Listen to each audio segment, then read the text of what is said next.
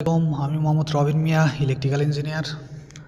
আমি আপনার সাথে ফায়ার পাম্প রুম সম্পর্কে কিছু আলোচনা করব, যেটা হচ্ছে পরিচিতি, ফ্যামিলিয়ারাইজেশন, কী ইকুইপমেন্টের কী কাজ, কেন ব্যবহার করা হয়েছে সে সম্পর্কে কিছু জানব। এখানে মূলত 3টা পাম্প ব্যবহার করা হয়েছে, 2টা ইলেকট্রিক, একটা ডিজেল, একটা স্ট্যান্ড পাওয়ার। এটা হচ্ছে এই বড় পাম্পটা দেখতে পাচ্ছেন, এটা হচ্ছে ইলেকট্রিক, যেটা দিয়ে প্রেশার দেওয়া হয়। আর এটা হচ্ছে জকি পাম্প, এটা হচ্ছে প্রেশার মেনটেন করে। আর স্ট্যান্ড বাই ডিজেল পাম্প।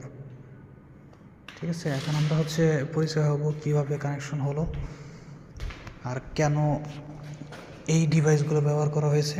এখানে আসি, এই লাইনটা হচ্ছে সাকশন লাইন। এটা হচ্ছে আমাদের ওয়াটার রিজার্ভার। এখানে ওয়াটার রিজার্ভ করা আছে।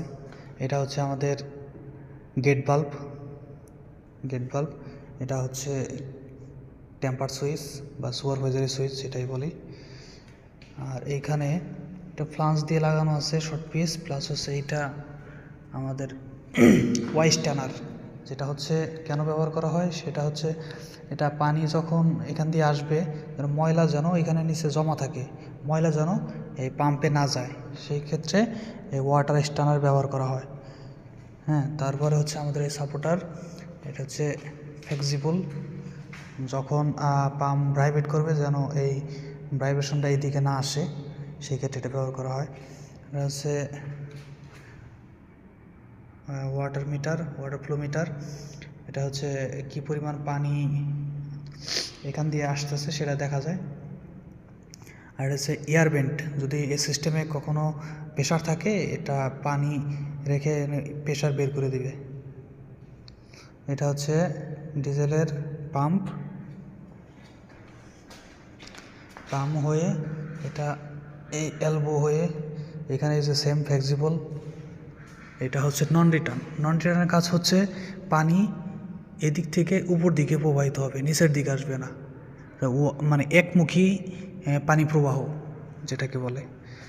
আর এটা ডিরেক্ট এখানে গেট ভালভ আছে, গেট ভালভ হয়ে এবার হেডারে চলে যাবে।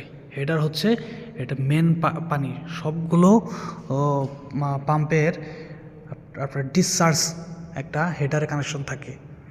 এটাই হেডার লাইন, এই বরাবর হেডার লাইন হয়ে একবার আমাদের ফ্লোরে চলে গেছে।